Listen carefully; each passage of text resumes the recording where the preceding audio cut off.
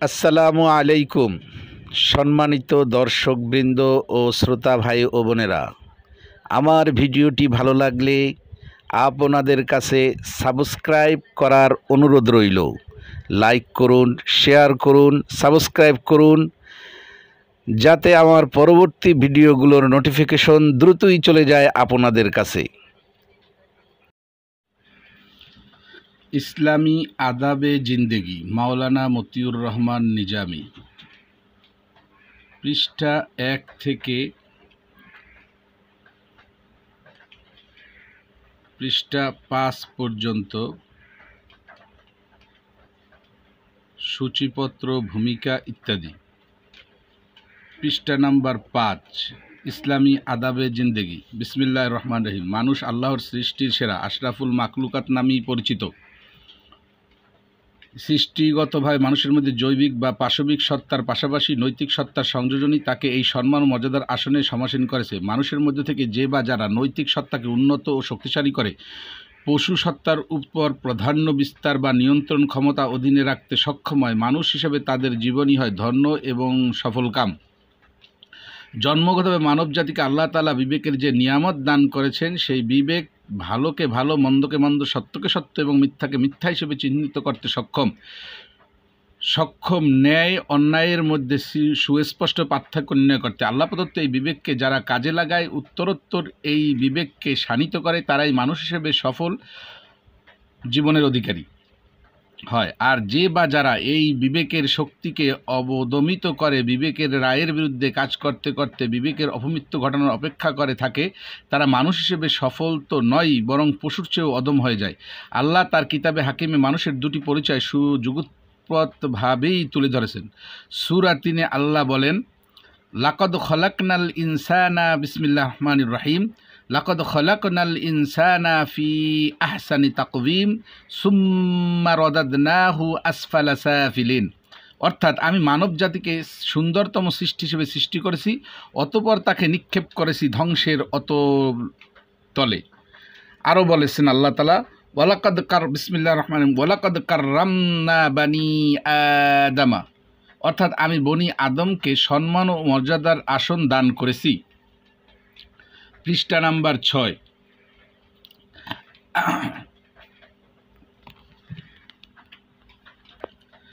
আবার এই মানুষ সম্পর্কে আল্লাহ ঘোষণা করেন, বিসমিল্লাহির রহমানির রহিম, লাহুম কুলুবুন লা ইয়াফকাহুনা বিহা ওয়া লাহুম আ'য়ুনুন লা ইউবসিরুনা বিহা ওয়া লাহুম আযানুন লা ইয়াসমাউনা বিহা উলাইকা কাল আনআমি বাল হুম আদাল্লু।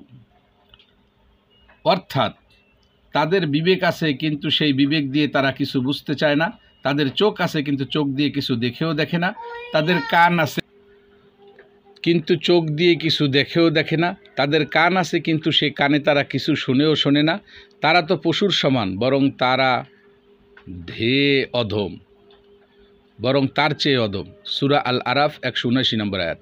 আল্লাহর কিতাবে মানুষের এই দুটি বিপরীতমুখী ছবি, বিপরীতমুখী চরিত্র মানব সমাজের একান্তই বাস্তব চিত্র। একটু গভীর অন্তর্দৃষ্টি দিয়ে মানব সমাজের গভীরভাবে অনুসন্ধান চালালে এবং বাস্তবতা বোঝার পক্ষে উপলব্ধি করা সম্ভব। মানুষের অন্তরে লালিত পশুত্ব পাশবিকতার শক্তির প্রাধান্য প্রতিষ্ঠিত হলে তা পশু জঘন্য হিসাবে পশুর পাশবিকতাকে হার মানায়।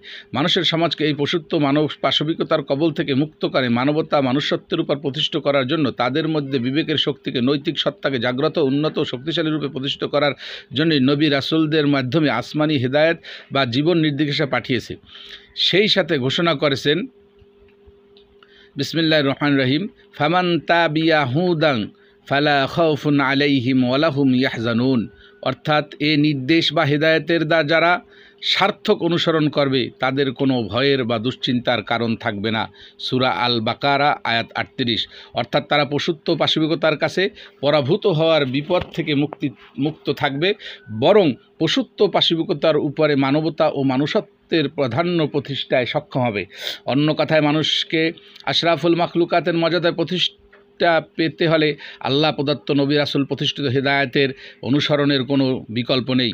মানুষের সমাজকে তাই সকল প্রকারের পাশবিকতা ও নৈরাজ্যকর পরিস্থিতি থেকে মুক্ত ও নিরাপদ করার জন্যই আল্লাহর পক্ষ থেকে নবী, পৃষ্ঠা নাম্বার 7 পড়ছি, মোহাম্মদ ফয়সাল, রাসূল আলাইহিসসালাম পাঠানো হয়েছে এবং তাদের সাথে দেয়া হয়েছে কিতাব বা সহিফা।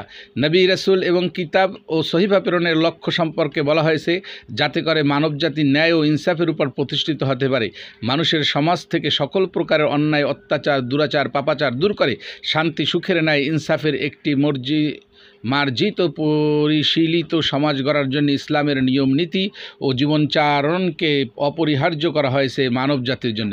মানুষের মধ্যে থেকে যারা আল্লাহর রাসূল, কিতাব ও আখিরাত সহ মৌলিক কিছু বিষয়ের প্রতি ঈমানের ঘোষণা দিয়ে মুসলিম নামে পরিচিত হয়, তারা শুধু তাদের জন্য নয়, গোটা মানব জাতির প্রতি একটি পবিত্র দায়িত্ব পালনে অদিষ্ট। এই জন্য তাদের কোরআনের 2টি আয়াতের মাধ্যমে এক এবং অভিন্ন দায়িত্ব দেওয়া হয়েছে।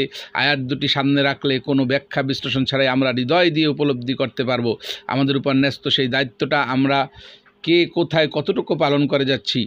একটি আয়াত হলো বিসমিল্লাহির রহমানির রহিম, কুনতুম খায়রু উম্মাতিন উখরিজাত লিন-নাসি তা'মুরুনা বিল মা'রুফি ওয়া তানহাউনা আনিল মুনকার।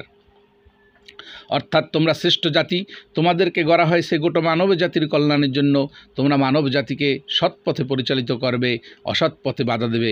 সূরা আলে ইমরান 110।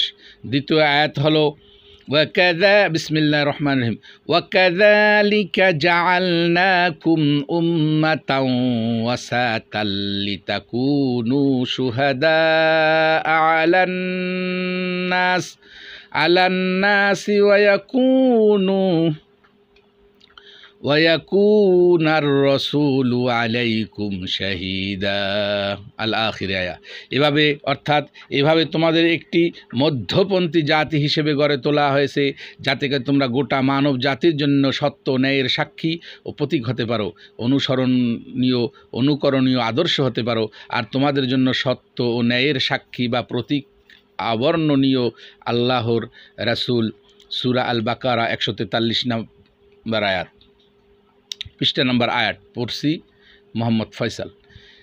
এই 2 আয়াতে মুসলিম উম্মাহর যে পরিচিত তুলে ধরা হয়েছে এবং পরিচয়ের প্রতি সুবিচার করার লক্ষ্যে যে দায়িত্ব কর্তব্য অর্পণ করা হয়েছে তার পরিপূরক বা সম্পূরক নির্দেশনা দেয়া হয়েছে আরও 2টি আয়াতের মাধ্যমে, যার একটি হলো সূরা আল মায়েদার 8 নম্বর আয়াতে আল্লাহ বলছেন বিসমিল্লাহির রহমানির রহিম, ইয়া আইয়ুহাল্লাযীনা আমানু কুনু কাওয়ামিনা লিল্লাহি শুহাদাআ বিল কিসতি ওয়ালা ইয়াজরিমান্নাকুম শানাআনু কওমিন আলা আল্লা তা'দিলু ই'দিলু হুয়া আকরাবু লিত্তাকওয়া ওয়াত্তাকুল্লাহা ইন্নাল্লাহা খাবীরুম বিমা তা'মালুন।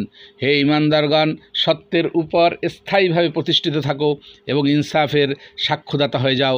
কোনো দলের শত্রুতা তোমাদেরকে যেন এতটা উত্তেজিত না করে তোলে যার ফলে তোমরা ইনসাফ থেকে বিচ্যুত হও। তোমরা ইনসাফ করো, এটি আল্লাহ ভীতির সাথে সর্বাধিক সামঞ্জস্যশীল। আল্লাহকে ভয় করে কাজ করতে থাকো। তোমরা যা কিছু করো আল্লাহ সে সম্পর্কে অবগত আছেন। আর অপরটি হলো সূরা আন-নিসার 135 নম্বর আয়াত। আল্লাহ বলছেন বিসমিল্লাহির রহমানির রহিম, ইয়া আইয়ুহাল্লাযীনা আমানু কুনু কাওয়ামিনা বিল কিসতি শুহাদাআ লিল্লাহি ওয়ালাউ আলা আনফুসিকুম ওয়া বিল ওয়ালিদাইনি ওয়াল আকরাবিনা ইন ইয়াকুম গনিয়াও আও ফাকিরান ফাল্লাহু আওলা বিহিমা ফালা তাত্তাবিউল হাওয়া আন তা'দিলু ওয়া ইন তালু আও তু'রিদু ফাইন্নাল্লাহা কানা বিমা তা'মালুনা খাবীর।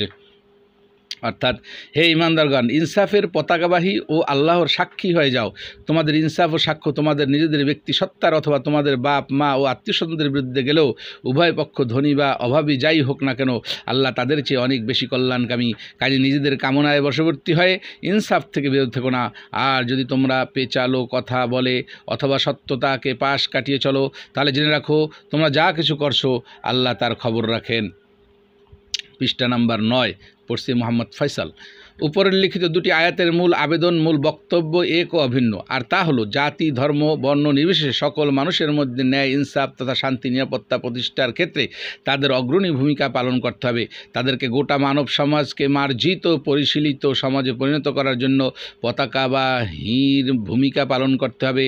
আমরা একটু আগেই বলেছি, দুনিয়াতে আল্লাহর পক্ষ থেকে যত নবী রাসূল সাল্লাল্লাহু আলাইহি ওয়াসাল্লাম এসেছে, যত আসমানি কিতাব নাজিল হয়েছে, সব কিছুরাই অভিন্ন লক্ষ্য ছিল মানুষকে, সমাজকে শান্তি, সুখের, ন্যায়, ইনসাফের সমাজে পরিণত করা। এ লক্ষ্যে সকল নবী রাসূল ও আসমানি গ্রন্থসমূহের অভিন্ন শিক্ষার মূল সুর মানুষের ব্যক্তি ও পরিবারকে সুন্দর, মার্জিত নৈতিক মূল্যবোধের উপর প্রতিষ্ঠার মাধ্যমে গোটা সমাজকে মার্জিত, পরিশীলিত সমাজে পরিণত করা। আল্লাহর পক্ষ থেকে আগত হেদায়েত ও জীবন নির্দেশিকার সর্বশেষ মাধ্যম সর্বশেষ নবী মুহাম্মদ সাল্লাল্লাহু আলাইহি ওয়াসাল্লাম এবং সর্বশেষ কিতাব আল কুরআন। আল্লাহ রাসূল সাল্লাল্লাহু আলাইহি ওয়াসাল্লাম সম্পর্কে কোরআনে বলা হয়েছে, বিসমিল্লাহির রহমানির রহিম, ইন্নাকা আলা খুলুকিন আযীম। হে নবী, তুমি সর্বোত্তম চরিত্রের উপর, সর্বোত্তম নীতি নৈতিকতার উপর প্রতিষ্ঠিত। আল্লাহ পাকের আরও ঘোষণা, বিসমিল্লাহির রহমানির রহিম, লাকাদ কানা লাকুম ফি রাসূলিল্লাহি উসওয়াতুন হাসানাহ। তোমাদের জন্য রাসূলের মধ্যেই রয়েছে অনুসরণীয় সর্বোত্তম আদর্শ। শেষ নবী নিজে তার আগমন সম্পর্কে ঘোষণা করেছেন, আমাকে মানবতার শিক্ষক হিসেবে পাঠানো হয়েছে। সেই সাথে পরিপূরক ঘোষণা, আমাকে পাঠানো হয়েছে সর্বোত্তম আদর্শ, নীতি নৈতিকতা ও চরিত্রের পরিপূর্ণ বিকাশের জন্য। অতএব ইসলাম নিছক সংকীর্ণ অর্থে ধর্মীয় গ্রন্থের মধ্যে সীমাবদ্ধ নয়, বরং মানবজাতি জীবনের সকল দিক ও বিভাগ থেকে পশুত্ব, পাশবিকতার প্রাধান্য খতম করে মানবতা ও মনুষ্যত্বের প্রাধান্য প্রতিষ্ঠা ইসলামের মূল কথা, মূল লক্ষ্য। এই মূল লক্ষ্য বাস্তবায়ন করতে গোটা কুরআন এবং রাসূলের জীবনকে মূল ভিত্তি হিসেবে গ্রহণ করে আমাদের ব্যক্তি জীবন, পারিবারিক জীবন, সামাজিক, রাজনৈতিক, অর্থনৈতিক জীবনকে পরিচালনার সমন্বিত পদক্ষেপ নিতে হবে। তাহলেই মানুষের সমাজ ইসলামী আদর্শের মতো আল্লাহর শ্রেষ্ঠ নিয়ামতের সদ্ব্যবহার করতে সক্ষম হবে। একটি পাপ, সংকীর্ণতা ও সংঘর্ষমুক্ত একটি সৌহার্দ্যপূর্ণ সমাজের সদস্য হিসেবে সেবা করতে, জীবন যাপন করতে, একটি মার্জিত, পরিশীলিত মানব সমাজ গড়ে তোলার জন্য ইসলামের নৈতিক ও সামাজিক মূল্যবোধের ভিত্তিতে মানুষের ব্যক্তি, পারিবারিক ও সামাজিক জীবন পরিচালনার জন্য সামষ্টিক উদ্যোগের যেমন প্রয়োজন রয়েছে, তেমনি ব্যক্তি ও পরিবারের ভূমিকাও এক্ষেত্রেও সমান গুরুত্বপূর্ণ। ব্যক্তির সমষ্টিই তো সমাজ, আর সমাজের প্রাথমিক ইউনিট হলো পরিবার। গোটা দেশ ও রাষ্ট্রীয় কার্যক্রমের জন্য যেমন রাষ্ট্রপ্রধান বা সরকার প্রধানকে জবাবদিহি করতে হবে, সমাজের দায়িত্বশীল ব্যক্তিদেরকে তাদের সামাজিক দায়িত্ব সম্পর্কে জবাবদিহি করতে হবে, তেমন পরিবারের প্রধানকে তার গোটা পরিবারের ব্যাপারে জবাবদিহি করতে হবে, এমনকি স্ত্রীকে তার স্বামীর সংসার, সন্তানদের ব্যাপারে জবাবদিহি করতে হবে। বাড়ির একজন চাকরকেও তার মালিকের পক্ষ থেকে অর্পিত দায়িত্ব পালনের ক্ষেত্রে এই জবাবদিহি করতে হবে। চূড়ান্ত পর্যায়ের আদালতে আখিরাতের বিচারের মুহূর্তে পরম পরাক্রমশালী মালিকি ইয়াউমিদ্দিন আল্লাহ তাআলার কাছে, যিনি রহমানুর রহিম, গফুরুর রহিম হওয়ার সাথে সাথে জব্বার এবং কাহার বটে, এবং মহান আল্লাহর দরবারে সকল কর্মকাণ্ডের জন্য জবাবদিহি করতে হবে। এবং অনুভূতি সম্পন্ন ব্যক্তিদের নিয়ে যে সমাজ ও রাষ্ট্র গড়ে উঠবে, সেখানেই স্বচ্ছতা ও জবাবদিহিতা নিশ্চিতকরণের মাধ্যমে সুসাধারণ প্রতিষ্ঠা বাস্তবে সম্ভব হতে পারে। আর ইসলামের নৈতিক ও সামাজিক মূল্যবোধই এর একমাত্র নিয়ামক শক্তি। ইসলামী আদর্শের পূর্ণাঙ্গ দিক ও বিভাগের ব্যাপারে মৌলিক বা বুনিয়াদি জ্ঞান অর্জন ছাড়া আল্লাহ প্রদত্ত, নবী রাসূল প্রদর্শিত সত্য, ন্যায়ের সহজ সরল সঠিক পথে স্বাচ্ছন্দ্যের সাথে চলার যোগ্যতা কোনো মানুষের মধ্যে সৃষ্টি হতে পারে না। ইসলামী জ্ঞান অর্জনকে তাই প্রত্যেক নর নারীর উপর ফরজ করা হয়েছে। আর এই জ্ঞানের প্রধান উদ্দেশ্য আল্লাহর কোরআন ও দ্বিতীয় উৎস সুন্নাতে রাসূল ও সিরাতে রাসূল। কোরআনের শিক্ষাকে বাস্তব উপলব্ধি করে তার সার্থক অনুসরণের জন্য যেমন সুন্নাতে রাসূল ও সিরাতে রাসূলের অনুসরণ অপরিহার্য, তেমনি সুন্নাতে রাসূল, সিরাতে রাসূলের সার্থক উপলব্ধি অনুসরণের জন্য কোরআনকে সামনে রাখা অপরিহার্য। ইসলামী আদবে জিন্দেগি অনুসরণ করে ব্যক্তি, পরিবার, সমাজ জীবনেরকে সুন্দরভাবে পরিচালনা করতে হলে তাই প্রথমে আল্লাহর কোরআন ও রাসূলের সুন্নাত ও সিরাতের প্রতি যেরূপ আচরণ বা আদব রক্ষা দাবি করে, সে দাবি পূরণে এগিয়ে আসতে হবে।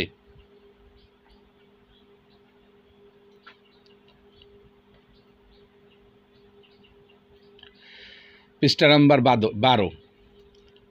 পড়ছি মোহাম্মদ ফয়সাল। আদাবে কোরআন, আল্লাহর কোরআনের প্রতি আদব রক্ষা করে জীবন গড়ার সিদ্ধান্ত নেয় এই পথের পথিকের প্রথম প্রদান করণীয় কোরআন সেই আল্লাহর কিতাব, যিনি আসমান জমিনের একক শ্রেষ্ঠ মালিক মুখতার, লালন পালনকারী, যিনি এবারে কারো মুখাপেক্ষী নন, যার ক্ষমতা প্রত্যেকে কেউ চ্যালেঞ্জ করতে পারে না। তিনি তার সত্য নবী, সর্বশেষ নবীর মাধ্যমে এই কিতাব দিয়েছেন গোটা মানব জাতির হেদায়েতের জন্য। সেই কিতাব মানব রচিত কোনো কিতাবের মতো নয়। এই কিতাব মুহাম্মদ সাল্লামের নিজের রচিত নয়, সবটাই আল্লাহর পক্ষ থেকে ওহীর মাধ্যমে আগত, তাই এতে ভুল ভ্রান্তির কোনো আবশ্যকতা নেই। এই কিতাবই মানুষের সমাজকে সুখী সুন্দর শান্তির সমাজে পরিণত করার জন্য বাস্তবসম্মত পূর্ণ জীবন ব্যবস্থা এবং জীবন চলার সঠিক ও নির্ভুল পথ নির্দেশনা দিয়ে স্বয়ং আল্লাহ পাঠিয়েছেন তার সৃষ্টির সেরা মানব জাতির জন্য তার সর্বশেষ ও সর্বশ্রেষ্ঠ নবী মুহাম্মদ সাল্লামের মাধ্যমে। আল কোরআন সম্পর্কে এই পূত পবিত্র মন মানসিকতা নিয়েই এর অনুশীলনীয়তে আত্মনিয়োগ করতে হবে। আল্লাহর কিতাব হিসেবে কোরআন যতটুকু গুরুত্ব আস্থার সাথে অধ্যয়ন ও বারবার অনুশীলন করা অপরিহার্য, তা ব্যাখ্যা বিশ্লেষণ তেমন কোনো দরকার আছে বলে মনে করি না। আল্লাহ জাত সিফাতের প্রতি, তার হক ও এখতিয়ারের প্রতি যথাযথ ইমানদার মানুষের মনে এবং অনুভূতি ও উপলব্ধি সৃষ্টির জন্য যথেষ্ট। আল্লাহর কিতাবের মূল বক্তব্য বিষয় মানুষ কিসের কল্যাণ হবে আর কিসে হবে অকল্যাণ, মূলত এটাই কোরআনের মূল প্রতিপাদ্য বিষয়। যার উপরে এই কোরআন নাজিল করা হয়েছে তার প্রতি আমাদের কর্তব্য করণীয় কী হওয়া উচিত তা আল্লাহ সুবহানাহু ওয়া তাআলা তার নিজের ভাষায় বলেছেন। বিসমিল্লাহির রহমানির রহিম, মা আতাকুমুর রাসূলু ফাখুযু ওয়া মা নাহাকুম আনহু ফান্তাহু। তোমাদের কাছে রাসূল যা নিয়ে এসেছেন তাই গ্রহণ করো, আর যা নিষেধ করেছেন তা থেকে বিরত থাকো। পৃষ্ঠা 13 পড়ছি মোহাম্মদ ফয়সাল। আল্লাহর এই সর্বশেষ কিতাব কুরআন এর অপর নাম ফুরকান, যার অর্থ হক ও বাতিলের মধ্যে পার্থক্য প্রদর্শনকারী। যার অনিবার্য দাবি হলো কোরআন যাকে সত্য বলে আখ্যায়িত করেছে বা নির্দেশিত করেছে তাকে আঁকড়ে ধরা, যাকে মিথ্যা হিসেবে চিহ্নিত করেছে, অন্যায় ও ক্ষতিকর বলে উল্লেখ করেছে তাকে বর্জন করার সিদ্ধান্ত নিতে হবে, বাস্তবে বর্জন করতেও হবে। কোরআনের পাঠকদের উচিত কোরআনের উপর পড়াশোনার মুহূর্তে রাসূলের শিখানো দোয়াটা নিয়ে দিয়ে শুরু করা, যে দোয়াটি হলো বিসমিল্লাহির রহমানির রহিম, আল্লাহুম্মা আরিনাল হাক্কা হাক্কা ওয়ারযুকনা ইত্তিবায়াহু ওয়া আরিনাল বাতিলা বাতিলা ওয়ারযুকনা ইজতিনাবাহু। হে আল্লাহ, আমাদেরকে হককে হক হিসেবে, সত্যকে সত্য হিসেবে, অন্যায়কে ন্যায় হিসেবে জানার বুঝার তৌফিক দাও। আরও তৌফিক দাও সত্য ন্যায় ও হককে অনুসরণ করার, আর বাতিলকে মিথ্যা ও অন্যায়কে মিথ্যা বাতিল ও অন্যায় হিসেবে জানার বুঝার তৌফিক দাও। আরও তৌফিক দাও জীবনের সকল ক্ষেত্র থেকে বাতিল, মিথ্যা ও অন্যায়কে বর্জন করে চলার। কোরআনের পাঠককে এমন একটি সুদৃঢ় মনের সংকল্প নিয়ে কোরআন পাঠে মনোযোগী হতে হবে এবং পাঠের সাথে সাথেই কোনটা গ্রহণীয় আর কোনটা বর্জনীয় তা চিহ্নিত করে নিজেকে আত্মসমালোচনার ও মান বিশ্লেষণের মনোনিবেশ করে যা গ্রহণীয় তাহা গ্রহণের জন্য আল্লাহর কাছে তৌফিক চেয়ে নিজের মনে সুদৃঢ় সংকল্প গ্রহণ করতে হবে, আর যা বর্জনীয় তাও চিহ্নিত করে তা বর্জনের জন্য আল্লাহর কাছে তৌফিক কামনা করে তাৎক্ষণিকভাবে বর্জনীয় বিষয়গুলো জীবন থেকে ঝেড়ে ফেলার সুদৃঢ় সংকল্প নিতে হবে। মূলত কোরআনের প্রতি বাহ্যিক ভক্তি শ্রদ্ধা প্রদর্শনের চেয়ে কোরআনের প্রকৃত আদব রক্ষায়ের এটাই হক, সঠিক ও বাস্তব পন্থা। কোরআন সকল মানুষের জন্য সঠিক ও নির্ভুল পথের সন্ধান দেওয়ার জন্য আল্লাহর পক্ষ থেকে নাজিল হয়েছে। সকল মানুষকে আল্লাহ তাআলা এর কল্যাণ ও অকল্যাণ সম্পর্কে অবহিত ও সতর্ক করেছেন, কিন্তু সবাই এই কোরআন থেকে শিক্ষা নিয়ে কল্যাণের পথে চলতে এবং অকল্যাণের পথ থেকে নিরাপদ দূরত্ব বজায় রেখে চলতে পারে না। কোরআনকে হুদাল্লিন নাসও বলা হয়েছে, আবার হুদাল্লিল মুত্তাকিনও বলা হয়েছে। পৃষ্ঠা নম্বর 14 পড়ছি মোহাম্মদ ফয়সাল। দুইয়ের মধ্যে যে তাৎপর্যপূর্ণ সুস্পষ্ট পার্থক্য আছে তা অনুধাবন করে কোরআন থেকে সঠিক ও নির্ভুল পথের সন্ধান লাভ করা এবং সে অনুযায়ী জীবনযাপন করা সহজ ও সম্ভব হতে পারে। হেদায়েত শব্দের দুটি তাৎপর্য অর্থ আছে। আরবিতে এর একটিকে বলা হয় এরাতুত তরিক বা পথ দেখিয়ে দেয়া, আর দ্বিতীয় হলো ইসাল এলাল মাতলুব বা গন্তব্যস্থলে পৌঁছিয়ে দেয়া। হুদাল্লিন নাস বলতে প্রথম অর্থই বুঝিয়ে থাকে, আর হুদাল্লিল মুত্তাকিন বলতে দ্বিতীয় অর্থটি বুঝতে হবে। আল্লাহ সুবহানাহু ওয়া তাআলা হুদাল্লিল মুত্তাকিন হিসেবে কোরআনকে উপস্থাপনের সাথে মুত্তাকি কারা কি তাদের বৈশিষ্ট্য তার উল্লেখ করেছেন। সাথে সাথেই যার গায়েবের প্রতি ঈমান আনে, নামাজ কায়েম করে, আল্লাহর দেয়া রিজিক থেকে খরচ করে, আল্লাহর পথে সর্বশেষ নবীর উপর নাজিলকৃত কিতাবের উপর ঈমান আনে, সেই সাথে ঈমান আনে পূর্ববর্তী নবীদের উপর নাজিলকৃত কিতাবের প্রতি, ও সর্বোপরি কথা তারা পরকালের প্রতি আখিরাত পোষণ করে প্রগাঢ় অবস্থা ও সুদৃঢ় বিশ্বাস। অন্যত্র মুত্তাকির সঠিক পরিচয় ও চারিত্রিক বৈশিষ্ট্য তুলে ধরতে গিয়ে বলা হয়েছে লাইসা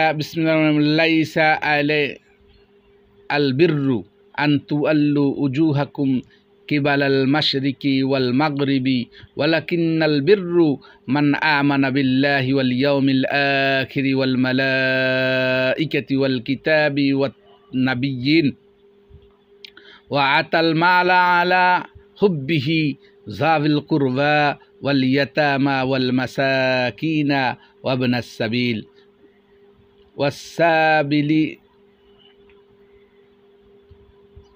ওয়াসাইলিনা ওয়াফির রিকাব। অর্থাৎ কেবলমাত্র পূর্ব ও পশ্চিমের মুখ ফেরার মধ্যে নেককার সীমাবদ্ধ নয়, বরং নেককার তারাই যারা ঈমান আনে আল্লাহর প্রতি, আখিরাতের প্রতি, ফেরেশতাদের প্রতি এবং নবী রাসূলদের প্রতি ও আসমানি কিতাবের প্রতি।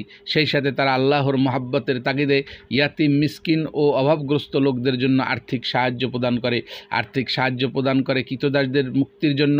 বর্তমান প্রেক্ষাপটে গরিব কারাবন্দীদের মুক্ত করার ক্ষেত্রেও শেষের কথাটি প্রযোজ্য হতে পারে। সূরা আল বাকারা 177 নম্বর আয়াত। কোরআনে পৃষ্ঠা 15।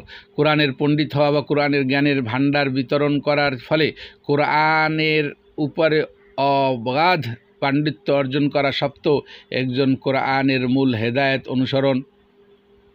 অনুধাবনের সক্ষম নাও হতে পারে। কোরআনে অত্যন্ত বাস্তবতার আলোকেই এ থেকে হেদায়েত লাভের জন্য কোরআনের পাঠকদের মধ্যে তাকওয়ার গুণাবলী অর্জনকে অপরিহার্য করেছেন। কোরআনের এই ঘোষণাটি প্রণিধানযোগ্য। বিসমিল্লাহির রহমানির রহিম। ওয়ানুনাজ্জিলু মিনাল কুরআনি মা হুয়া শিফাউন ওয়া রাহমাতুল লিল মুমিনিন ওয়া লা ইয়াজিদুজ জালিমিনা ইল্লা খাসারা। অর্থাৎ আমি কোরআনে যা কিছু নাজিল করেছি তা তো মুমিনদের জন্য শারীরিক, মানসিক ও মনস্তাত্ত্বিক সকল প্রকার রোগবালাই থেকে আরোগ্য লাভের উপায় রহমত স্বরূপ, কিন্তু যারা জালিম তারা এ থেকে ধ্বংস ছাড়া আর কিছুই লাভ করতে পারে না। সূরা বানী ইসরাইল আয়াত নম্বর 82। জালেম শব্দের এখানে প্রায়োগিক অর্থ হবে যারা কোরআনের এই নিয়ামতকে যেভাবে ব্যবহার করা উচিত সেভাবে ব্যবহার করে না। আরবিতে জুলুম শব্দের আবেদনিক অর্থ কোনো বস্তুকে যে জায়গায় রাখা উচিত সেটাকে সে জায়গায় না রাখা, অর্থাৎ যার যে মর্যাদা বা সম্মান পাওয়া উচিত তাকে সে সম্মান মর্যাদা না দেয়া। আল্লাহ তাআলা তার সাথে শিরক করাকে অত্যন্ত বড় রকমের জুলুম হিসেবে উল্লেখ করেছেন, কারণ আল্লাহর জাত ও সিফাতের প্রতি সাম্যক ইমানের অনিবার্য দাবি তার হক ও এখতিয়ারের সাথে সৃষ্টি জগতের কোনো কিছুরই তুলনা হতে পারে না। সমকক্ষ হবার তো প্রশ্নই ওঠে না। আল্লাহর পরিচয় সত্ত্বেও যদি এর সৃষ্ট কাউকে তার শরীক বানানো হয়, তার অর্থ হয় আল্লাহকে সঠিক মর্যাদা দানে ব্যর্থতা ছাড়া আর কিছুই নয়। মানুষের এই আচরণের প্রতি ইঙ্গিত করে আল্লাহর ঘোষণা, তারা আল্লাহকে সঠিক ও যথাযথ মর্যাদা দিতে পারেনি। পৃষ্ঠা নাম্বার 16 পড়ছি মোহাম্মদ ফয়সাল, ইসলামী আদাবে জিন্দেগি। কোরআন পাঠের সূচনায় আল্লাহ তাআলা নির্দেশ ফাস্তাইযু বিল্লাহি মিনাশ শাইতানির রাজিম, বিতাড়িত শয়তান থেকে আল্লাহর কাছে পানা চেয়ে নাও। মূলত কোরআনি হিদায়াত লাভের পথে শয়তানি শক্তি যাতে বাদ সাধতে না পারে সেই জন্যই আল্লাহর এই নির্দেশনা মূলত একটি সতর্ক সংকেত। আল্লাহর রাসূল সাল্লাল্লাহু আলাইহি ওয়াসাল্লাম কোরআনকে মেঘমালার সাথে তুলনা করেছেন আর মানুষকে তুলনা করেছেন মাটির বিভিন্ন ধরনের প্রকৃতির সাথে। মেঘমালা থেকে বৃষ্টি জমিনের সর্বত্র সমানভাবে বর্ষিত হলেও সব মাটির ধারণ ক্ষমতা ও সব মাটির ধরন ও প্রকৃতি একরকম না হওয়ায় কারণে সর্বত্র বৃষ্টির সুফল একইভাবে পাওয়া যায় না। মানুষের জন্য কোরআনি হিদায়াত লাভের ব্যাপারে অনুরূপ দৃষ্টান্ত প্রযোজ্য বিধায় আল্লাহ রাসূল সাল্লাল্লাহু আলাইহি ওয়াসাল্লাম এই উদাহরণটি দিয়েছেন। কোরআনের আয়াতসমূহকে প্রথমত আমরা এই দুই ভাগে ভাগ করতে পারি। কোরআনের পরিভাষায় এর একাংশ মুতাশাবিহা এবং প্রাকৃতিক বা জাগতিক সৃষ্টিকোণ থেকে অনুধাবন বা উপলব্ধি করা সম্ভব নয়, তাই এর প্রতি ঈমান বিল গায়েবের আওতায় দ্বিধাহীন চিত্তে ঈমান আনতে হবে। দ্বিতীয়টি মুহকাম, এটাকেই বলা হয়েছে হুন্না উম্মুল কিতাব। মুহকাম পর্যায়ের আয়াতগুলোই কোরআনের মূল শিক্ষা ও বিষয়বস্তু। এই মুহকামের আওতায় আসে আরও 3 প্রকার আয়াতসমূহ, যার একাংশ হালালের বর্ণনা এসেছে। কি জিনিসকে আল্লাহ তার বান্দার জন্য হালাল করেছেন। কোরআনের অনিবার্য দাবি হলো আল্লাহ ঘোষিত হালাল সমূহকে গ্রহণ করা, আর এই একাংশে আসছে হারাম জিনিস বিষয়সমূহের বর্ণনা। কোরআনের পাঠকের দায়িত্ব হলো কোরআনে আল্লাহ যেসব বিষয়সমূহকে হারাম বা নিষিদ্ধ ঘোষণা করেছেন সেগুলোকে বর্জন করা। মুহকামের পর্যায়ের 3য় আয়াতসমূহকে আল্লাহ রাসূল আমসাল বা দৃষ্টান্ত বা উদাহরণ হিসেবে উল্লেখ করেছেন। এ থেকে তোমরা শিক্ষা গ্রহণ করো। আল্লাহর কিতাব সৃষ্টে দৃষ্টে উদাহরণ বা রাসূলের ভাষায় আমসাল দুই ধরনের। একটি হলো ঐতিহাসিক ঘটনাবলী বর্ণনা, ওইতে আল্লাহর নাফরমানির কারণে নবী রাসূলদের দাওয়াত ও হেদায়েত প্রত্যাখ্যানের কারণে কাদের কি করুণ পরিণত হয়েছে, নমরুদ ফেরাউনের কি পরিণতি হয়েছে। পৃষ্ঠা 17। আজ সামুদ প্রভৃতি জাতি হিসেবে ধ্বংসপ্রাপ্ত হয়েছে। কোরআনের উল্লিখিত এই ঐতিহাসিক দৃষ্টান্তগুলো অধ্যয়নের অনিবার্য দাবি হলো ওই সব পরিণতির সম্মুখীন যেন আমাদের হতে না হয়। সেজন্য আল্লাহ নাফরমানি থেকে বাঁচার সিদ্ধান্ত নেওয়া, রাসূলের দাওয়াত ও হেদায়েতের সঠিক অনুসরণের জন্য দৃঢ় সংকল্প বাস্তব সিদ্ধান্ত গ্রহণ করা। দ্বিতীয় পর্যায়ের দৃষ্টান্ত আল্লাহ পেশ করেছেন গোটা সৃষ্টি জগৎকে নিয়ে চিন্তা ভাবনায় আহ্বান জানিয়ে এবং মানুষের নিজের সৃষ্টি সম্পর্কে চিন্তা ভাবনা করতে। কোরআনের নিজস্ব পরিভাষায় গোটা সৃষ্টি জগৎকে আফাক বলা হয়েছে, মানুষের নিজস্ব বিষয়টিকে বলা হয়েছে আনফুস।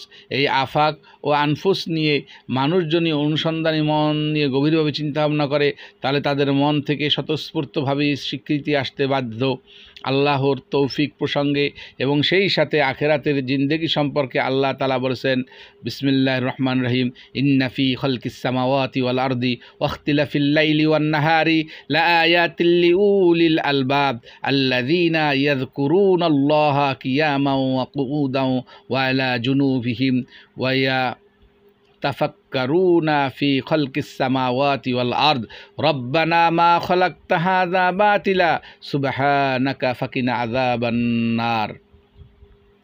অর্থাৎ নিশ্চয়ই আসমান জমিনের সৃষ্টির মধ্যে দিবারাত্রির পরিবর্তনের মধ্যে জ্ঞানীদের জন্য নিদর্শন রয়েছে, যারা দাঁড়ানো অবস্থায়, বসা অবস্থা এবং শায়িত অবস্থা আল্লাহকে স্মরণ করে এবং চিন্তা গবেষণা করে আসমান ও জমিনের মূল রহস্য নিয়ে। এই চিন্তা গবেষণার ফলে আল্লাহ তাদের মুখ থেকে স্বতঃস্ফূর্ত স্বীকৃতি এসে যায় এই ভাষায়, হে আমাদের পরওয়ারদিগার, তুমি এর কোনো কিছুই অর্থহীনভাবে সৃষ্টি করনি, বাজে ও অনর্থক কাজ করা থেকে তুমি পাক পবিত্র ও মুক্ত। অতএব তোমার ঘোষণা আখিরাতের শেষ বিচার ও হক, আমাদেরকে মুক্তি দাও দোজকের আগুন থেকে। সূরা আলে ইমরান 190 থেকে 191। পৃষ্ঠা 18 পড়ছি মাওলানা মোহাম্মদ ফয়সাল। গোটা সৃষ্টি নিয়ে চিন্তা করে সকলের জন্য হয়তো সম্ভব নাও হতে পারে, কিন্তু যে কোনো সাধারণ মানুষের নিজের সম্পর্কে, নিজের এই দুনিয়ায় আগমন সম্পর্কে অবশ্যই কিছু না কিছু চিন্তা ভাবনা করতে সক্ষম। তাই আল্লাহ ঘোষণা করেছেন, বিসমিল্লাহির রহমানির রহিম, ফালইয়ানজুরিল ইনসানু মিম্মা খুলিকা মিম্মা ইনদাফিক ইয়াখরুজু মিন বাইনিস সুলবি ওয়াত তারাইব। অর্থাৎ মানুষের ভেবে দেখা উচিত তাকে কীভাবে সৃষ্টি করা হয়েছে। তাকে তো সৃষ্টি করা হয়েছে উদ্গীরিত পানি থেকে, যা নির্গত হয় বক্ষ ও পৃষ্ঠদেশ থেকে। সূরা আত-তারিক 5 থেকে 7 আয়াত। কোরআন আল্লাহর কিতাব। এই কিতাবের ভাষা সবটাই আল্লাহর। এই কিতাব যে বা যারা অধ্যয়ন করবে তাদের অন্তরে এই আস্থা ও বিশ্বাস লালন করেই অধ্যয়ন করতে হবে। অন্য কারো কণ্ঠে যদি কোরআন তেলাওয়াতের আওয়াজ কারো কানে আসে অথবা কারো সামনে যদি আল্লাহর এই কিতাবের তেলাওয়াত করা হয়, তাহলে এই কিতাবের প্রতি যথাযথ আদব রক্ষার জন্য পূর্ণ নীরবতা অবলম্বন করতে হবে। আল্লাহর রহমত প্রাপ্তির আশায় পূর্ণ মনোযোগ সহকারে, গভীর মনোনিবেশ সহকারে শোনার চেষ্টা করতে হবে।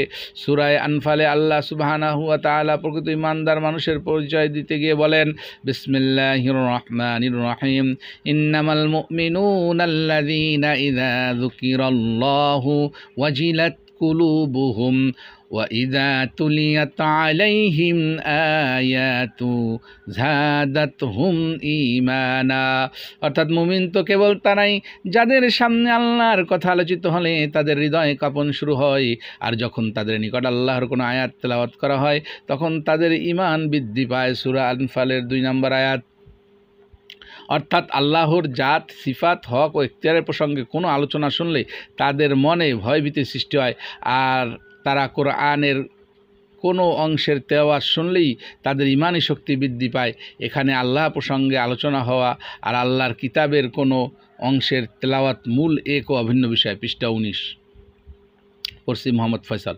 কোরআনের প্রতি যথাযথ আদব রক্ষা করে কোরআন নিজে তেলাওয়াত করলে অথবা অপরের কণ্ঠে তেলাওয়াত শুনলে প্রকৃত ইমানদার ব্যক্তির মনে আল্লাহর ভয় যেমন সৃষ্টি হয়, তেমনি সেই আল্লাহ ভীতি ইমানি শক্তি বৃদ্ধিতে সহায়ক হয়।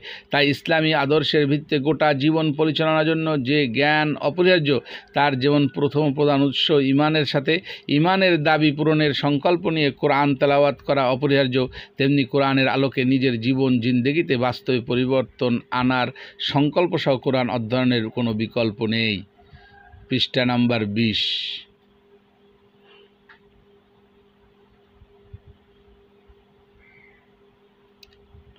পড়ছি মাওলানা মোহাম্মদ ফয়সাল। সিরাতে রাসূল ও সুন্নাতে রাসূলের প্রতি আদব। ইসলামী জীবনযাপনের মূল হেদায়েত আল্লাহর কিতাব আল কোরআনের মাধ্যমে আমরা পেয়েছি। তবে কোরআনের হেদায়েতের উপর আল্লাহর আমলের বাস্তব ও জীবন্ত নমুনা হলো আল্লাহর প্রতি নবীর সর্বশেষ আল্লাহর প্রিয় নবী সর্বশেষ নবী হযরত মুহাম্মদ সাল্লাল্লাহু আলাইহি ওয়াসাল্লাম। কোরআনের প্রতি যথাযথ আদব রক্ষা অনিবার্য দাবি হলো সিরাতে রাসূল ও সুন্নাতে রাসূলের যথাসাধ্য অনুসরণের চেষ্টা করা। রাসূল সাল্লামের সিরাত সুন্নাত তথা তার জীবনের সুমহান ও সুউচ্চ আদর্শের সার্থক অনুসরণের জন্য কোরআন থেকে সিরাতে রাসূল ও সুন্নাতে রাসূল সম্পর্কে সম্যক ধারণা লাভের চেষ্টা করা। আবার কোরআনের মূল বক্তব্য মূল প্রতিপাদ্য বিষয়ের সাম্যক অনুধাবনের ও উপলব্ধির জন্য বিশেষ করে কোরআনী হিদায়াত ও আহকামের উপরে যথাযথ আমলের জন্য রাসূলের সিরাত ও সুন্নাতকে প্রধান অবলম্বন হিসেবে গ্রহণ করতে হবে। সিরাতে রাসূলের উপর অসংখ্য বই পুস্তিকা লিখিত রয়েছে। বিভিন্ন ভাষায় শেষ নবী মুহাম্মদ সাল্লাল্লাহু আলাইহি ওয়াসাল্লামকে নিয়ে যত বই পুস্তক রয়েছে, দুনিয়ার ইতিহাসে এর কোনো নজির নেই।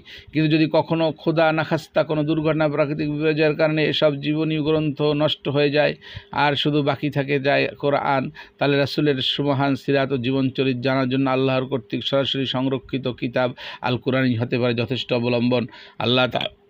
আল্লাহ তাআলা যেমন তার নিজস্ব ঘোষণা অনুযায়ী তার সর্বশেষ কিতাব কোরআনকে সংরক্ষণ করেছেন, সকল প্রকারের বিকৃতির হাত থেকে রক্ষা করেছেন, তেমনি তার সর্বশেষ নবীর জীবনীকেও নিখুঁতভাবে সংরক্ষণের ব্যবস্থা করেছেন। কোনো অতিরঞ্জন বা কিংবদন্তির ছাপ পড়তে দেননি। তার সর্বশেষ কিতাবের বাহক সর্বশেষ নবী মুহাম্মদ সাল্লাল্লাহু আলাইহি ওয়াসাল্লাম এর সিরাত ও সুন্নাতের ক্ষেত্রে আল্লাহ রাসূলের জিন্দেগির খুঁটিনাটি বিষয়গুলো সূক্ষ্মভাবে যাচাই বাছাই করে সংকলিত করেছেন। আল্লাহর লক্ষাধিক বান্দা আল্লাহর রাসূলের সিরাত ও সুন্নাতের সংরক্ষণের জন্য। পৃষ্ঠা 21। পড়ছি মোহাম্মদ ফয়সাল। সর্বযুগে আল্লাহর অসংখ্য বান্দা অত্যন্ত যত্ন সহকারে গবেষণাধর্মী কাজে নজিরবিহীন দৃষ্টান্ত স্থাপন করেছেন। বিশেষ করে সাহাবায়ে কেরাম রাদিয়াল্লাহু তাআলা আনহুম আজমাইন এর ভূমিকা মানব ইতিহাসে অতুলনীয়। তাদের একাংশ কোরআনকে বুকে ধারণ করে একে বিকৃত হাত থেকে রক্ষা করার জন্য যেমন আল্লাহর পক্ষ থেকে সরাসরি তৌফিক পেয়ে ঐতিহাসিক ভূমিকা পালন করেছেন, তেমনি প্রায় লক্ষাধিক সাহাবায়ে কেরামের জীবন সংরক্ষণ করতে হয়েছে। আল্লাহর প্রিয় নবীর জীবন জিন্দেগির খুঁটিনাটি বিষয় বলি, তার কথা কাজ ও অন্যের সম্বন্ধে কোনো ভালো কাজের প্রতি অনুমোদন অথবা কোনো খারাপ কাজের প্রতি নেতিবাচক মনোভাব প্রকাশের ঘটনা এমন সুন্দরভাবে বিজ্ঞানসম্মত মানদণ্ডে যাচাই বাছাই করা হয়েছে। এটা সত্যি ইতিহাসের এক বিস্ময়কর ঘটনা। আল্লাহর রাসূল দুনিয়ার থেকে বিদায় নেওয়ার আগে বিদায় হজের ভাষণে যথাযথভাবে বলে গেছেন, বরং কিয়ামত পর্যন্ত কোনো মুসলিম উম্মাহর জন্য নির্দেশনা দিয়ে গেছেন তারাকতু ফিকুম আমরাইনি লাম তাজিল্লু মা তামাসসাকতুম বিহিমা কিতাবাল্লাহি ওয়া সুন্নাতি রাসূলিহি। আমি তোমাদের জন্য দুটি বিষয় রেখে যাচ্ছি, যতক্ষণ তোমরা এই দুটি বিষয়ের আঁকড়ে ধরে থাকবে ততদিন তোমাদের পথভ্রষ্ট হবার কোনো ভয় থাকবে না, তোমরা পথভ্রষ্ট হবে না। একটি হলো আল কোরআন আর দ্বিতীয়টি হলো আমার সুন্নাহ। ইসলামী জিন্দেগি যাপনের জন্য তাই যেসব আদব বা আচরণবিধি মেনে চলতে হয় তার পূর্ব শর্ত আল্লাহর কোরআন ও রাসূল সাল্লামের সিরাত ও সুন্নাতের প্রতি যথাযথ আদব রক্ষা করে চলতে হবে। এই আদব রক্ষায় শুধু আনুষ্ঠানিকতা বা মৌখিকভাবে ভক্তি শ্রদ্ধা প্রদর্শনী যথেষ্ট নয়, এজন্য নিজের পড়াশোনার মাধ্যমে হোক বা অন্য কারো আলোচনার মাধ্যমে বা সাহায্যেই হোক না কেন, আল্লাহর কোরআনের কথা অথবা আল্লাহর রাসূলের কথা হিসেবে কোনো বিষয় সামনে এসে গেলে নিঃশর্তভাবে এবং দ্বিধাহীন চিত্তে তা মেনে নিতে হবে। মেনে নেওয়ার জন্য মানসিক প্রস্তুতি থাকতে হবে। কোরআন অধ্যয়নের সময় যেমন আমাদের জীবনকে সুন্দর উন্নত করার জন্য কোনটা গ্রহণ করতে হবে আর কোনটা বর্জন করতে হবে তা চিহ্নিত করে নিজের ব্যবহারিক জীবনে তা প্রয়োগ বা বাস্তবায়নের জন্য মানসিক সংকল্প নিয়ে অধ্যয়ন করা উচিত, তেমনি রাসূল সাল্লামের জীবনী অধ্যয়নের লক্ষ্য হতে হবে তার আদর্শের আলোকে নিজেদের গড়ে তোলার চেষ্টা করা। হাদিসে রাসূলের ব্যাপারে একই নিয়ম নীতি বা পন্থা গ্রহণ করা উচিত। হাদিসে রাসূলের মধ্যে আমাদেরকে যেসব কাজ করতে বলা হয়েছে, যেসব গুণাবলী অর্জন করতে বলা হয়েছে সেসব গুণের সিদ্ধান্ত নিতে হবে, আর যা কিছু বর্জন করতে বলা হয়েছে সেসব কাজ বা আচরণের আল্লাহ রাসূলের অপছন্দ করেছেন সেগুলো বর্জনের জন্য বাস্তব পদক্ষেপ নিতে হবে। ইসলাম একটি পূর্ণাঙ্গ জীবন বিধায় হওয়ার কারণে এর সফল ও সার্থক অনুসরণের জন্য সমাজ ও রাষ্ট্রীয় পর্যায়ে প্রতিষ্ঠার কোনো বিকল্প নেই। আর সমাজ ও রাষ্ট্রের প্রাথমিক ইউনিট হলো পরিবার। পরিবারসমূহের সামষ্টিক রূপায়ণ হয়ে থাকে সমাজ ও রাষ্ট্রীয় জীবনের প্রতিষ্ঠিত আদর্শের। অতএব রাষ্ট্র ও সমাজ ব্যবস্থা যাদের কাম্য তাদেরকে ব্যক্তি গঠন ও পরিবার গঠনের কাজটির উপর বিশেষ গুরুত্ব আরোপ করতে হবে। পরিবারের সদস্যদের ব্যক্তিগত জীবন ও জীবনের আচরণসমূহের যদি কোরআন ও সুন্নাহর আলোকে গড়ে ওঠে তাহলে তাদের সামষ্টিক প্রচেষ্টা একটি আদর্শ পরিবার যেমন গড়ে উঠতে পারে, তেমনি একটি আদর্শ পরিবারের সমন্বয়ে ও সামষ্টিক উপায়ে একটি আদর্শ সমাজ রাষ্ট্র গড়ে উঠবে। এটা ইসলামী সমাজ রাষ্ট্র প্রতিষ্ঠার স্বাভাবিক প্রক্রিয়া। যারা দিন প্রতিষ্ঠার জন্য নিবেদিত প্রাণ তাদেরকে স্বাভাবিক প্রক্রিয়া অবশ্যই অনুসরণ করতে হবে।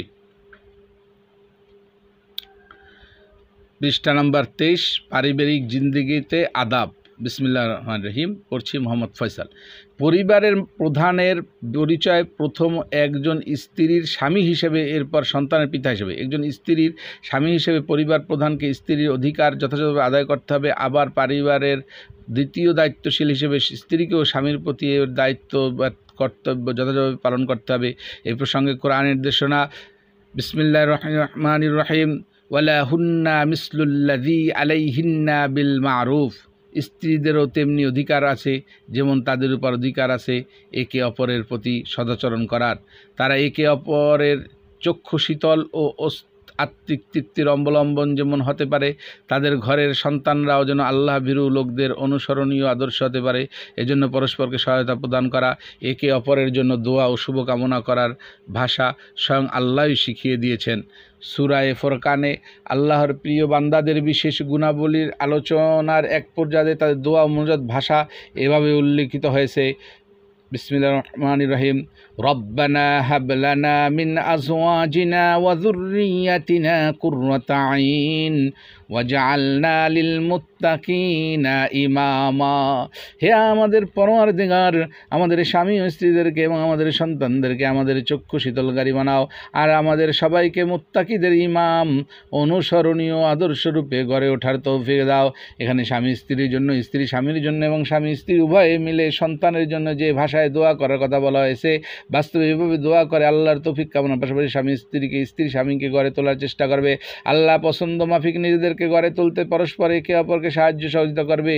সেই সাথে তাদের ঘরের সন্তানদেরকে আল্লাহর প্রিয় বান্দা রূপে গড়ে তোলার জন্য উভয়ে মিলে যেমন আল্লাহর দরবারে দোয়া করবে, তেমনি নিজেরাও পারস্পরিক সহযোগিতার মাধ্যমে সন্তানদেরকে যত্ন সহকারে গড়ে তোলার জন্য চেষ্টা করবে। আল্লাহর রাসূলের একটি ছোট অথচ খুব গুরুত্বপূর্ণ বাণী গোটা উম্মতে মুহাম্মাদের জন্য গুরুত্বসহ অনুসরণের অপরিহার্য। এছাড়া শেষ নবীর উম্মত থাকার ব্যাপারে কথা থেকে যায়, এটাও পরিবার থেকে অনুসরণ শুরু হওয়া উচিত। কথাটি হলো, যারা বড়দেরকে সম্মান করে না, ছোটদের স্নেহ করে না, তারা আমার উম্মতের অন্তর্ভুক্ত নয়। পরিবার থেকেই হাদিসের উপর আমল শুরু করতে হলে প্রথমত পিতামাতাকে সন্তানদের প্রতি দয়া মায়া প্রদর্শনের আদর্শ স্থাপন করা হতে হবে। অপরদিকে সন্তানদেরকেও পিতামাতার প্রতি যথার্থ শ্রদ্ধাশীল হতে হবে। এমনটি ভাই বোনদের মধ্যেও একইভাবে বড়কে ছোটদের প্রতি স্নেহ মায়া মমতার প্রতীক হতে হবে, আর ছোটদের হতে হবে বড় বোন বা ভাইদের প্রতি শ্রদ্ধাশীল। পরিবারের এই অনুশীলনীর মাধ্যমে গড়ে ওঠা ঐতিহ্যের ছাপ পড়তে হবে। পরিবারের গণ্ডির বাইরে নিকট আত্মীয়দের মাঝে, আত্মীয়তার সীমার বাইরে বৃহত্তম জনগোষ্ঠীর মাঝে পিতামাতার প্রতি সদর আচরণ ও তাদের সেবা যত্নের নির্দেশ আল্লাহর ইবাদতের নির্দেশের পরেই স্থান পেয়েছে। আল্লাহর কিতাব আল কোরআনে একাধিক স্থানে জাগতিকভাবে তাদের খেদমত সেবা যত্নের যথাযথ চেষ্টা করার সাথে সাথে তাদের সাথে দরদ ভরা শ্রদ্ধাপূর্ণ আচরণের সাথে সাথে তাদের প্রতি দোয়ার একটা সুন্দর ভাষা আল্লাহ নিজেই শিখিয়ে দিয়েছেন। রব্বির হামহুমা কামা রব্বায়ানি সগীরা। আল্লাহ তাদের উভয়ের প্রতি, আমাদের পিতা মাতার প্রতি তেমনি সদয় রহম করো, যেমন দয়াময় রহম দিলদের সাথে তারা আমাদেরকে লালন পালন করেছেন। সন্তানের পক্ষ থেকে পিতামাতার জন্য আল্লাহর শিখানো এই দোয়াটি ছিল অন্যতম শ্রেষ্ঠ দোয়া, বরং শ্রেষ্ঠতম দোয়া। তেমনি সন্তানের জন্য পিতামাতার দোয়া ও লক্ষণীয়। রব্বি জাআলনি মুকিমাস সলাতি ওয়া মিন যুররিয়াতি রব্বানা তাকাব্বাল দুআ। পৃষ্ঠা 25 পড়ছি মোহাম্মদ ফয়সাল। অর্থাৎ, হে পরওয়ারদিগার, আমাকে নামাজ কায়েমকারী বানাও, সেই সাথে আমার সন্তানদেরকেও হে আমাদের রব আমার এই দোয়া কবুল করো। 7 বছর বয়স থেকে সন্তানদের নামাজে উদ্বুদ্ধ করতে বলা হয়েছে, 10 বছর এই জন্য শাসন করতে বলা হয়েছে। মা বাবা এ ব্যাপারে সন্তানের জন্য আদর্শ স্থাপনে সক্ষম নন, আন্তরিক দরদ দিয়ে তাদেরকে উদ্বৃত্তকরণের জন্য বাস্তব পদক্ষেপ নিয়ে আল্লাহর কাছে প্রাণ উজাড় করে দোয়া করলে আল্লাহ সন্তানের জন্য পিতামাতার দোয়া অবশ্যই কবুল করে থাকেন। পিতামাতাকে অন্য কোথাও পরিবারের প্রথম দ্বিতীয় ব্যক্তিকে যারা মূল পরিবার পরিচালনা যৌথ পার্টনার তাদের সমন্বিত প্রচেষ্টায় নিজেরা সহ সন্তানেরা মিলে একটা আদর্শ অনুসরণীয় অনুকরণীয় পরিবার গড়ে তুলতে হবে। ইসলামী আদব আখলাকের মূল বিষয় হলো সকল মানুষের সাথে সদ্ব্যবহার, উত্তম আচরণ। বড়দের সাথে এই আচরণ হবে সশ্রদ্ধ ও সম্মানবোধের ভিত্তিতে, আর ছোটদের প্রতি হতে হবে সদয় ও সস্নেহের আচরণে।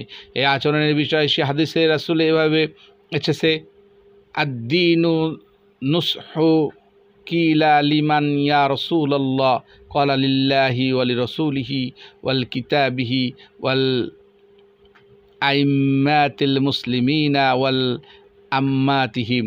দিন হলো নসিহত বা পরস্পরের শুভকামনা।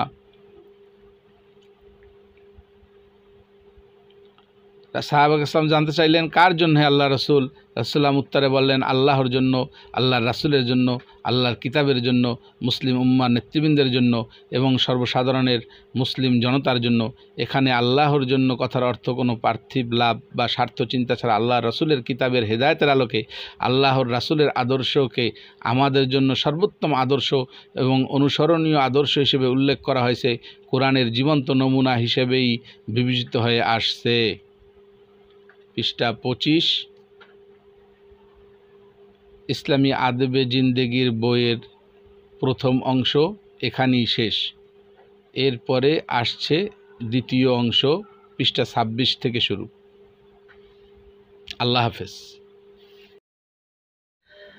আসসালামু আলাইকুম সম্মানিত দর্শকবৃন্দ ও শ্রোতা ভাই ও বোনেরা, আমার ভিডিওটি ভালো লাগলে আপনাদের কাছে সাবস্ক্রাইব করার অনুরোধ রইল। লাইক করুন, শেয়ার করুন, সাবস্ক্রাইব করুন, যাতে আমার পরবর্তী ভিডিওগুলোর নোটিফিকেশন দ্রুতই চলে যায় আপনাদের কাছে।